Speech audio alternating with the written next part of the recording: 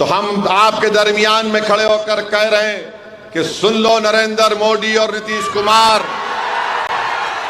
सुन लो तेजस्वी यादव और कांग्रेस के लीडर, अगर किशनगंज सीमांचल से इंसाफ नहीं होगा तो सीमांचल में चक्का जाम होगा, लाखों लोग निकल कर आएंगे, लाखों लोगों के साथ असदुद्दीन ओवैसी खड़ा हो जाएगा सीमांचल के इंसाफ के लिए।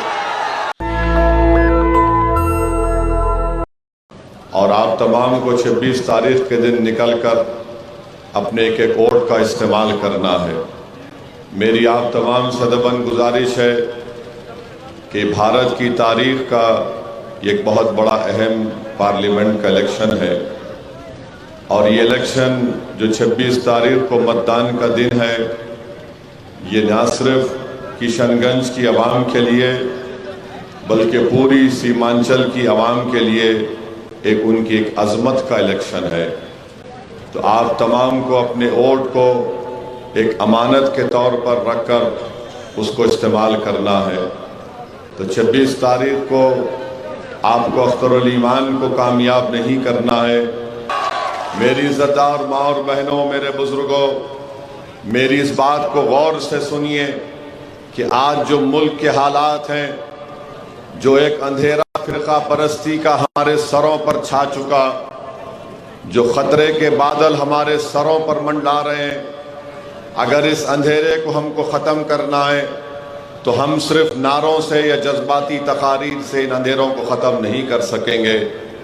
आपको और हमको मुत्तहिद होकर अपने एक एक वोट का इस्तेमाल मजलिस इत्तेहादुल मुस्लिमीन के हक़ में करना पड़ेगा। जो ये तबाही और बर्बादी के इरादे लेकर फ़िरका परस्त ताकतें हमारे अतराफ जमा हो रही हैं, अगर हमको इनको शिकस्त देना है तो याद रखिए 26 तारीख को आपको अपना एक एक वोट पतंग छाप पर लगाना पड़ेगा। अगर आप ये चाहते हैं कि भारत की पार्लियामेंट में आपकी आवाज़, किशनगंज की आवाज़, सीमांचल की आवाज़ उठे और सारा भारत उसको सुने, तो याद रखिए वो आवाज़ अगर उठेगी तो अख्तरुल ईमान की आवाज़ में उठेगी इंशाअल्लाह ताला। 5 साल पहले किशनगंज की जनता ने डॉक्टर जावेद को आपकी खिदमत करने का मौका दिया। मैं आपको बड़ी जिम्मेदारी, तो आज मैं जिम्मेदारी के साथ आपसे अर्ज कर रहा हूं, जो आपके तकलीफ के वक्त, आपके मुसीबत के वक्त, जब आप जिंदगी और मौत की लड़ाई लड़ रहे थे, उस वक्त अख्तरुल ईमान आपको हिम्मत और हौसला दिला रहा था। अब जब आप 26 तारीख को जाएंगे तो आप ऐसे शख्स का जरूर साथ दीजिए जब आपके दरमियान में खड़ा हुआ था। डॉक्टर जावेद आपके दरमियान में नहीं थे। आज कांग्रेस पार्टी आकर बहुत से दावे कर सकती है, बहुत सी बातें कर सकती है। कांग्रेस पार्टी और डॉक्टर जावेद ये कह रहे हैं कि वो 5 साल में किशनगंज में 1.5 लाख किलोमीटर उन्होंने पैदल चला है। वो कहते हैं, आपको मालूम 1.5 लाख किलोमीटर चलना किसको कहते हैं 5 साल में? यानी डॉक्टर जावेद को हर दिन 100 किलोमीटर चलना पड़ेगा कम से कम। अगर वो 100 किलोमीटर चलते तो ठाकुरगंज को आ जाते। कितने मर्तबा ठाकुरगंज को यहां पर आए? वो कितने मर्तबा आए? एक मर्तबा भी नहीं आए। जो एक मर्तबा नहीं आया उसको आप दोबारा वोट देंगे? डॉक्टर जावेद बोलते हैं कि मैं 1.5 लाख किलोमीटर चला। हम आपको बताते हैं, हम और अख्तरुल ईमान साहब पिछले साल सीमांचल का एक इलाका है, अख्तर भाई हम नाम भूल जाते हैं, खरखरी भरभरी में, महानंदा नदी में, वहां की जनता ने कहा अख्तरुल ईमान ओवैसी साहब को लेकर आइए। हम चले गए और हमसे कहा गया कि सर इस नदी में चल के आपको दूसरी तरफ जाना है।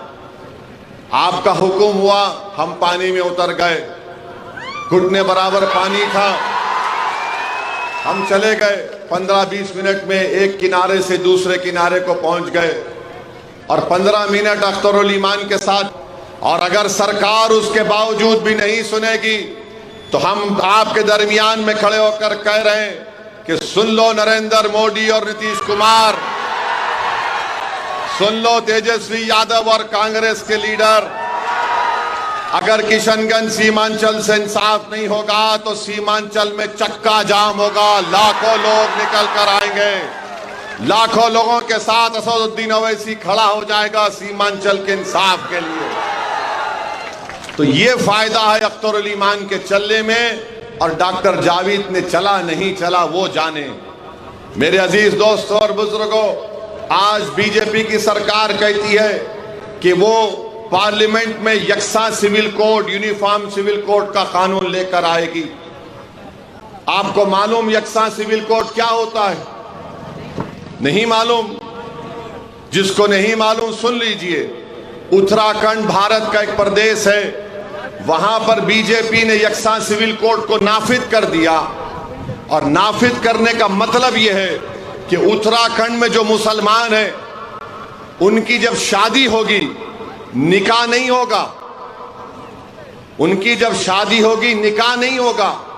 तो मुसलमानों में शादी निकाह से होती है ना, गवाह चाहिए, काजी साहब का खुतबा चाहिए।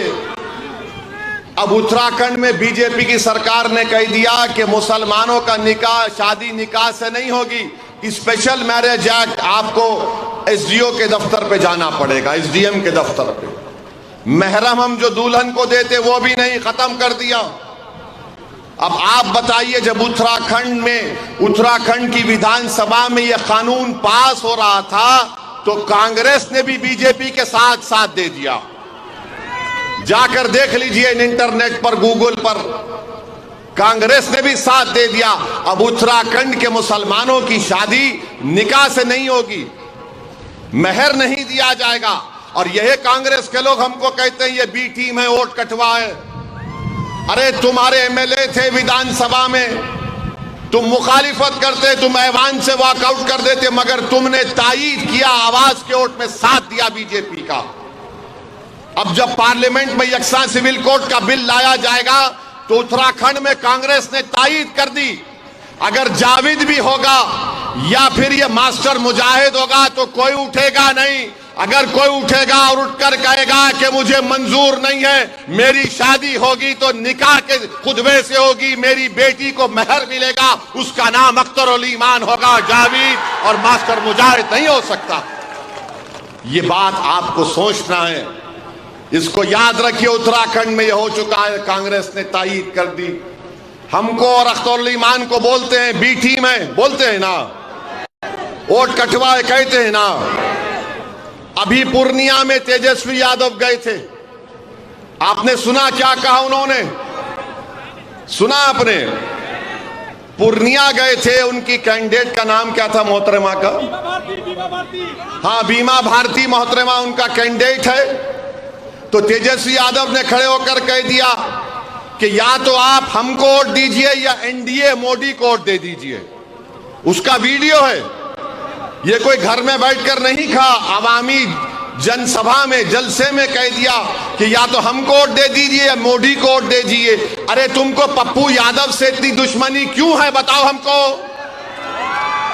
अरे तुमको दुश्मनी होनी चाहिए मोदी से, तुमको हराना चाहिए मोदी को, तुमको मोदी को निकाल कर फेंकना चाहिए। मगर तुमने कहा या तो हमको वोट दे दीजिए या मोदी जी को वोट दे दीजिए। अब बताओ बी टीम कौन है? बताओ बी टीम कौन है? और बिहार में कांग्रेस राजद मिलकर हैं, एक ही परिवार का हिस्सा है, अलग नहीं है कांग्रेस राजद से। मेरे भाई, यही तो ड्रामा हो रहा है, आपको हमको बेवकूफ बनाया जा रहा है। असदुद्दीन ओवैसी से नफरत क्यों? क्योंकि हम सच्चाई को बयान करते हैं और अल्लाह ने इनकी जबान से इनके असली चेहरे को आपको दिखा दिया कि पूर्णिया में तेजस्वी ने यह कह दिया। तो इसलिए आपसे अपील कर रहे हैं, अपने वोट को खराब मत करिए, अपने वोट को पतंग छाप पर बटन दबाइए। पतंग छाप को वोट देकर अख्तरुल ईमान को अपना सांसद बनाकर दिल्ली भिजाइए। और हम आपसे वादा कर रहे हैं कि इंशाअल्लाह बहादुरगंज या ठाकुरगंज में एक सब डिवीजन बनना चाहिए, हम लड़ेंगे उसके वास्ते इंशाअल्लाह ताला। हमको मुफ्ती अतहर साहब ने बताया अभी कि बॉर्डर का इलाका है, नेपाल करीब है, यहां पर मवेशी लोग जो अपना जानवर ले जाते हैं चराने के लिए, उन जानवरों को खींच लिया जाता है। एक बार अख्तरुल ईमान को अपना एमपी बनाओ, तुम्हारा जानवर को कोई हाथ नहीं लगाएगा इंशाअल्लाह ताला। अख्तरुल ईमान दौड़ते आएगा। ये क्या बात पर मवेशियों को तंग किया जाता है? बॉर्डर दूर है मगर हमारे लोगों को तकलीफ दी जाती है। ये गलत काम है, मगर तकलीफ इसलिए हो रही है क्योंकि आप जावेद को अगर फोन मिलाएंगे तो कभी फोन इंगेज है तो क्या आवाज आती है? आप जिस नंबर को कॉल कर रहे हैं वो फिल वक्त बिजी है, आता है ना आवाज। तो जावेद का नंबर हमेशा बिजी होता है। अभी देखो अख्तरुल ईमान फोन पे बात कर रहा है, देखो देखो यहां बैठा है तो बात कर रहा है, कोई फोन कर रहा है अख्तरुल ईमान को, उठिए अख्तर भाई फोन से बात कर रहे, नहीं कर रहा। हमारे साथ बैठे रहते, फोन पे आते, बाबू ये काम करो, वो बाबू वो काम करो। अख्तरुल ईमान और जावेद साहब ऐसे टिप टॉप आदमी है, एकदम बड़े रईसजादे हैं। मेरे भाई 26 तारीख को वोट अमानत है, याद रखो। अपने मवेशियों को, भाइयों को पैगाम दे रहा हूं, आपको पैगाम दे रहे हैं कि आपको एक हरकियाती एमपी की जरूरत है जो आपके एक फोन कॉल पर आपके दरमियान में दौड़ता हुआ आ जाए। तो क्या 26 तारीख को पतंग छाप पर वोट देंगे, नहीं देंगे? अब आप एक और बात सुन लो। हमने आपसे कहा कि उत्तराखंड में यूनिफॉर्म सिविल कोड आ गया। अब अगर यूनिफॉर्म सिविल कोड पार्लियामेंट में आएगा, खुदा ना खास्ता और खुदा ना खास्ता मास्टर मुजाहिद जीत गया, तो मास्टर मुजाहिद क्या करेगा? मास्टर मुजाहिद की पार्टी ने तो निकाह कर लिया मोदी के साथ, बीजेपी के साथ। मगर हमारा मसला आएगा तो डॉक्टर ये मास्टर मुजाहिद बोलेगा मेरे मास्टर मोदी जी हैं, जो आका का हुक्म मैं मानूंगा। तो आपसे अपील कर रहे हैं कि जेडीयू को वोट देना मोदी और बीजेपी को वोट देने के बराबर है। और मोदी ने CAA का कानून लाया है और बीजेपी ये इरादा रखती है कि आने वाले दिनों में मुस्तकबिल में भारत में NPR NRC कराया जाएगा। ये बॉर्डर आपके करीब है। क्या पूर्णिया में आकर नरेंद्र मोदी ने नहीं कहा कि घुसपैठियों आप बहुत ज्यादा है यहां पर? कहा था ना पूर्णिया में मोदी ने। फिर राजस्थान में मोदी ने भाषण देकर कहा कि भारत के मुसलमानों को पूरों को घुसपैठी कह दिया, 17 करोड़ मुसलमानों को।